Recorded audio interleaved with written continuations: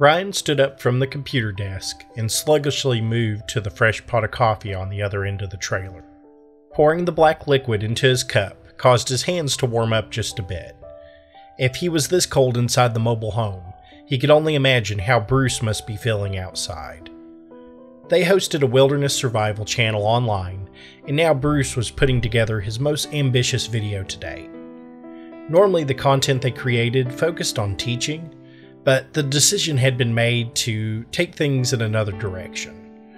Bruce decided that he would camp out in the Missouri wilderness for the next 30 days, with only a few items at his disposal.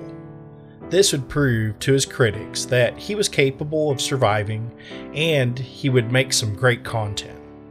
Of course, Ryan and Terry were only a couple of miles away, just in case things went south. They had been here now for 15 days, just over the hump of the challenge. Bruce had insisted they have limited contact with each other to make the challenge feel real. So each morning he would leave his camera at the base of the river and Ryan would go and retrieve it. He would switch out his memory cards and batteries with new ones, then head back to the trailer and edit the footage.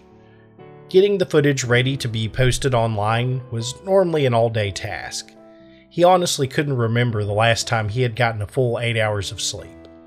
But he figured if Bruce could survive outside for 30 days, he could edit videos in a relatively warm trailer, even if he was a bit sleep deprived. Terry really just came along to get away from everything in life for a bit. He had just quit his first year of residency. The workload, stress, and lack of free time had taken a toll. Ryan could swear Terry's shoulders hung just a bit lower now, like the weight of the world had permanently changed his posture. He hoped the 30 days in the woods would help rebalance his friend, or at least dissolve the feeling of failure that obviously plagued his mind. Who knew? If this series did well, maybe they could hire Terry on as a permanent medical advisor. Terry walked up the makeshift steps into the trailer, drawn by the smell of fresh coffee. Ryan gave him a slight nod. They had run out of things to talk about a week ago, and now communication mostly involved nonverbal means. Terry nodded back and filled up his thermos with the hot liquid. After a prolonged silence of the two men sipping coffee in the cold trailer, Terry was the first to break it. "I'm going to take the four-wheeler and go find Bruce. I think we should do a medical check." Ryan was genuinely surprised. This was the first time he had taken an interest in the project. Guess the force and the downtime was doing him some good already. "Yeah, that'd be great. Really appreciate you coming along to help us," said Ryan with a bit of cheer in his voice. The positive words caused Terry's shoulders to rise just a bit. "Of course, happy to help out," replied Terry with a smile. He gave a half wave before exiting out the front door. Ryan was once again left standing alone in the cold trailer. Now he had no excuse to avoid his laptop that had become the taskmaster of his workload. He had lots of footage that needed to be prepared, and if he didn't get it done, there wouldn't be a video tomorrow.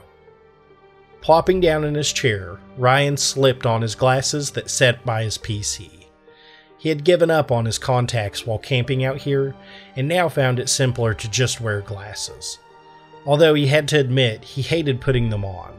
They no longer fit correctly, and now they gave him a headache from pressing against his temples.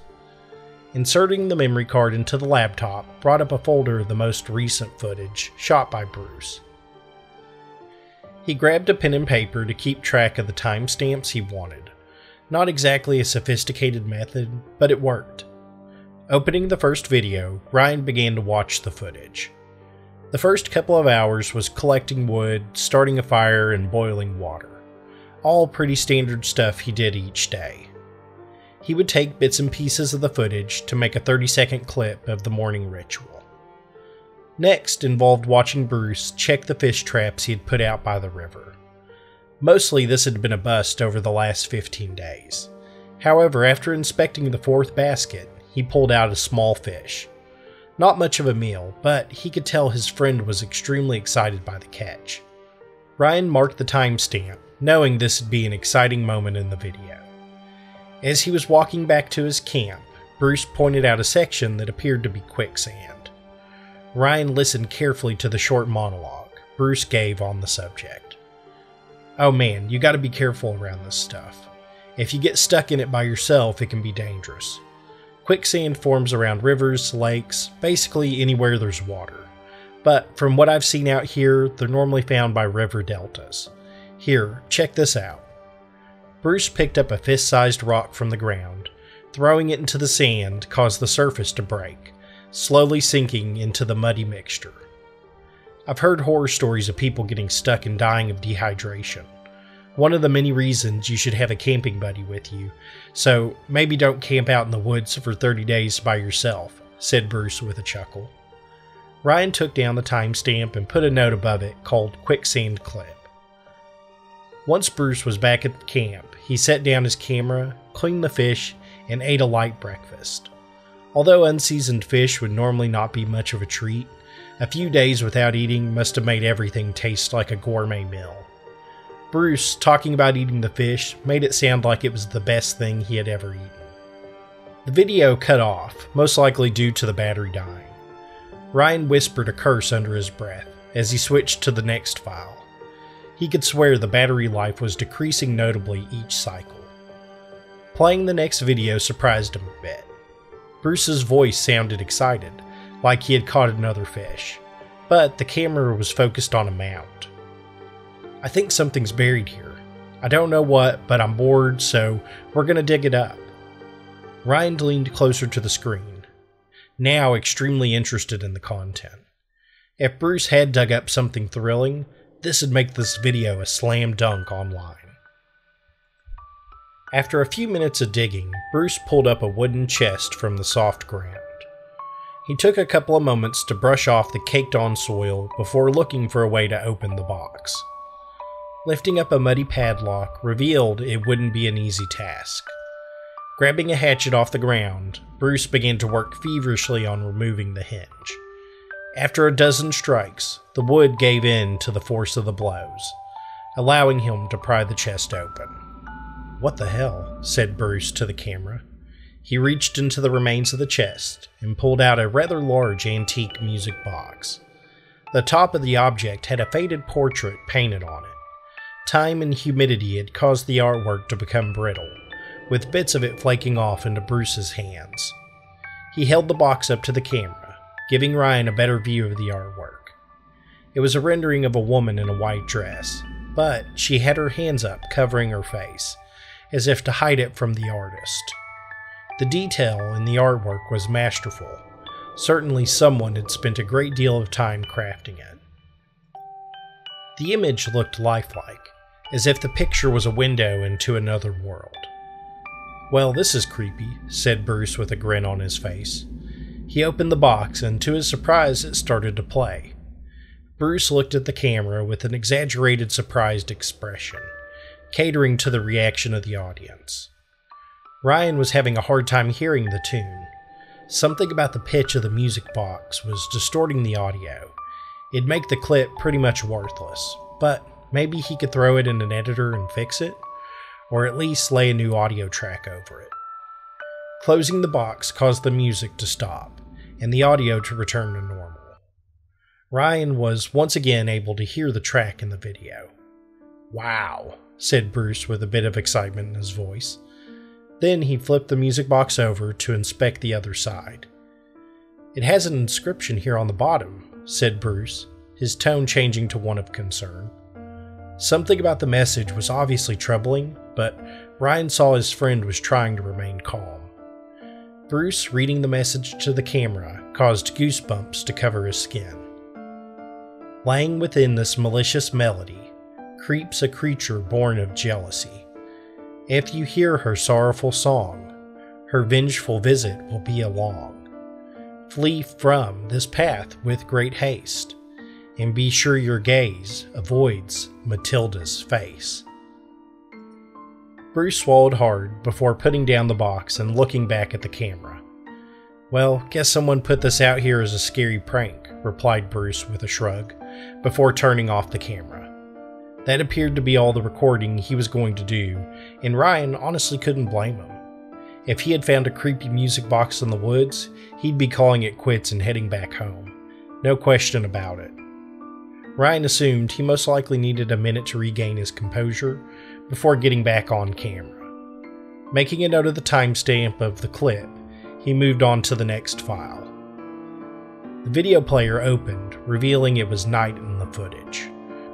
Bruce was sitting by a low burning fire, looking out into the tree line. The music box was placed on a rock by his campsite, its esoteric design standing out from the natural scene. "I think an animal is circling my campsite," said Bruce, not taking his eyes away from the trees. Hearing something move, Bruce snapped his head in the direction of the disturbance. "Hello? Who's there?" yelled Bruce. Outside of his visual range, a white object moved behind a tall standing trunk. Bruce must have not noticed it, but the camera caught it. Ryan went back and watched the clip multiple times, trying to get a look at the thing. "What the hell was out there?" said Ryan under his breath. Playing the footage frame by frame, he was able to at last get a pixelated image of the object on his screen. It was a person in the woods with Bruce, but her face was too long and her eyes were black voids. The creature's mouth hung open as its face was locked into an eternal scream. Ryan thought he recognized the creature in the woods. Was it the same woman painted on the music box? The door of the trailer slammed open, causing Ryan to jump out of his chair. Turning towards the door revealed an out-of-breath Terry with a look of desperation etched on his face. "Bruce is gone," said Terry in between intakes of air. The only response Ryan was able to mutter out was a meek, "What?" "I searched the whole campsite, but I couldn't find him. We gotta go find him." Ryan considered their options for a moment. They had no cell signal out here. Every time he wanted to upload a video, he had to drive 45 minutes to get an internet connection. Going for help would take time. Time Bruce might not have to spare. But what he saw on the screen terrified him, made him want to run from the scene. Was he going to be the kind of person to abandon his friends when they needed him, he thought to himself. That decided it. "Okay, let's go find him," replied Ryan. Terry went back out into the cold air. The sun was quickly disappearing below the tree line.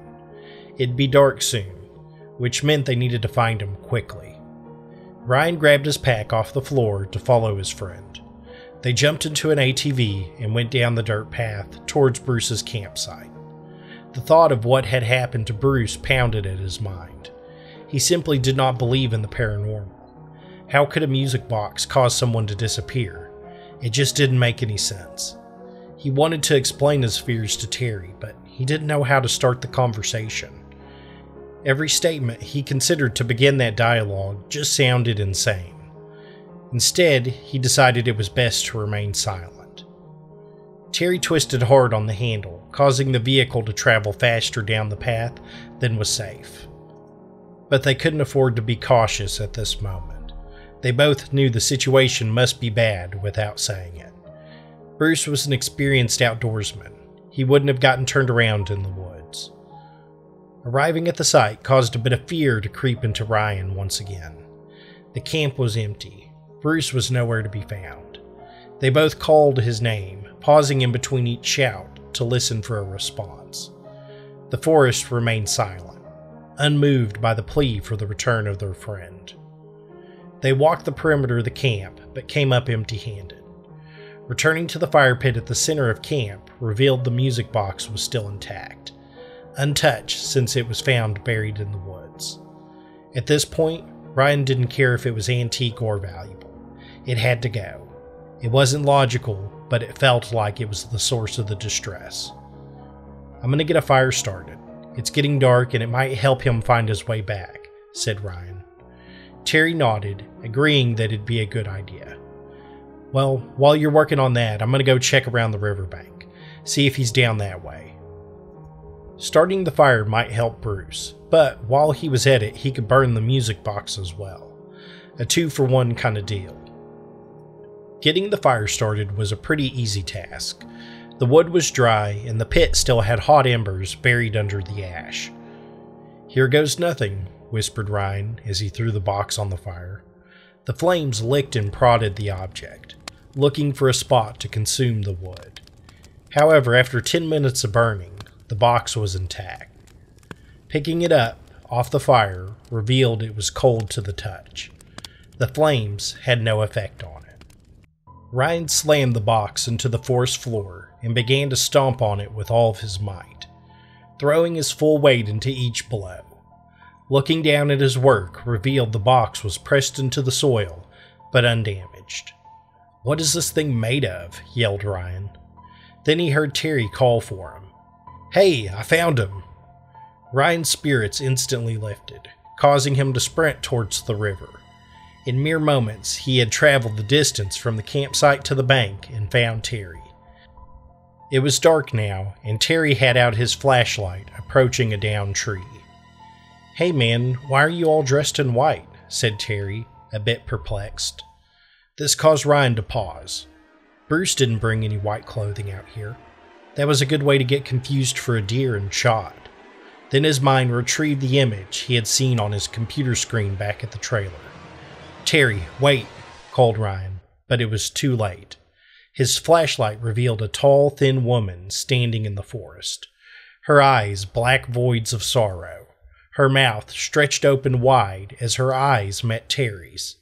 He had looked into Matilda's face.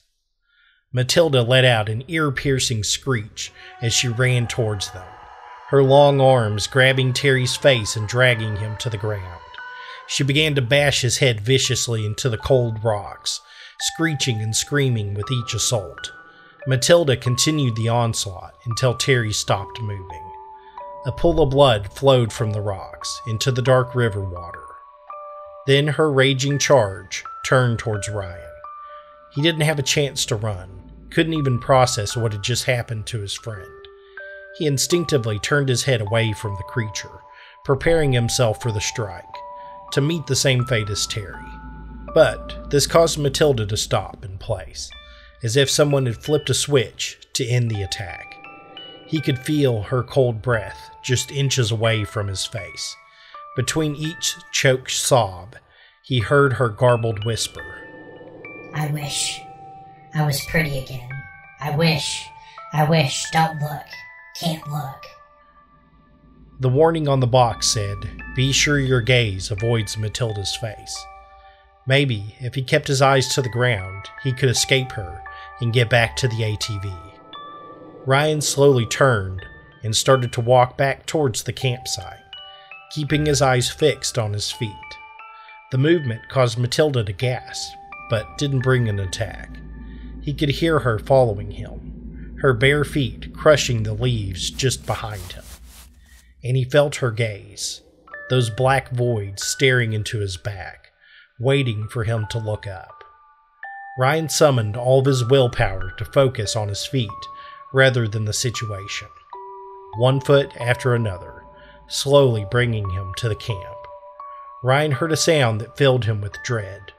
The music box was playing its sad melody in the distance, somehow singing its song without anyone operating it. Ryan started to increase his pace just a bit, desperate to get some distance between him and this monstrosity that followed him in the woods. It was difficult navigating in the dark without a flashlight. In his haste, he had left his pack at the campsite. His next step into the dark caused his foot to trip over an uneven bit of the bank, sending him tumbling into the rocky ground. The fall hurt like hell, knocking the wind out of his chest. The motion sent his glasses off his face and into the fast-moving river water. Things had just gotten from bad to worse. He got up on his feet and tried to navigate back to the campsite, but now he was lost. It was a cloudy night with only a bit of moonlight finding the forest floor. Without a flashlight or his glasses, he was blind in the dark. Ryan's feet stumbled over the uneven terrain, desperately searching for anything that looked familiar in the haze. The gasp of the creature caused Ryan's head to snap back to the ground. He might not be able to see, but that may not matter to her. If she believed he had looked at her, it could be enough to enrage Matilda. Ryan shuddered at the image of Terry's head being smashed into the rocks of the riverbank. He fought back the tears that were building up in his eyes. He would mourn Terry when he was out of the forest. Now he needed to focus on his own survival. "Hey," whispered a voice from the darkness. Ryan searched for the source, but it was impossible. "Bruce?" whispered Ryan. "Yeah, good to see you. Got the ATV?" A wave of relief washed over him. At least Bruce had made it. "It's at the campsite, but the creature's following me. Don't look at her. That seems to be what triggers the attack." "Yeah, I figured that out too. Been trying to escape her all day, but couldn't lose that thing. It's like she knows how to find me no matter what." "I lost my glasses, so I can't see," said Ryan. Bruce began to respond, but was cut short by the sobbing wails of the creature growing louder. Grabbing Ryan's arm, Bruce began to guide him through the woods. It was difficult to navigate, but they could follow the sound of the music box, its sorrowful tones escorting them back to the firelight. The song was mixed with sobs and cries of Matilda, following just behind them. Finding his pack, Ryan grabbed a spare pair of glasses he kept in a side pouch. The lenses once again returned his sight and the world to focus. "Let's get the hell out of here," whispered Bruce. "Not yet. We have to make sure this doesn't happen to anyone else," replied Ryan. He grabbed a flashlight from his pack and the music box off the ground. Ryan had failed to help Terry, but getting rid of the box felt like a right to partially cleanse his guilt. It was the only way he'd ever be able to look at himself in the mirror again. Hiking back towards the river, Ryan believed he remembered the patch of soil that would provide them a solution to this problem. The box was still playing its music, somehow growing louder each passing moment. "Don't go," came a despondent cry from Matilda. He did his best to ignore her, pushing himself to focus on the task at hand. Finding the spot, Ryan grabbed a stone from the ground and tossed it at the sand. The stone quickly sunk into the ground, revealing a patch of quicksand Bruce had discovered. The box's design can't be unmade, but it could be hidden from the world.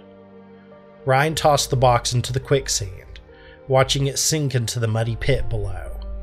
The notes of the music box grew quieter each passing second as it plunged deeper into the pit. After a few moments, the song disappeared from the forest, causing the air to feel just a bit lighter now. Matilda's wails vanished with it, unable to manifest without her song. It was over now. They could find some respite and mourn their friend. Now they could go home. Ghastly here. If you enjoyed this story, give this video a like. It is the best way to help this video. I do truly appreciate your support. If you want to hear more stories like this one, consider subscribing to the channel. Up next is 3 Halloween stories. Until next time, my friends,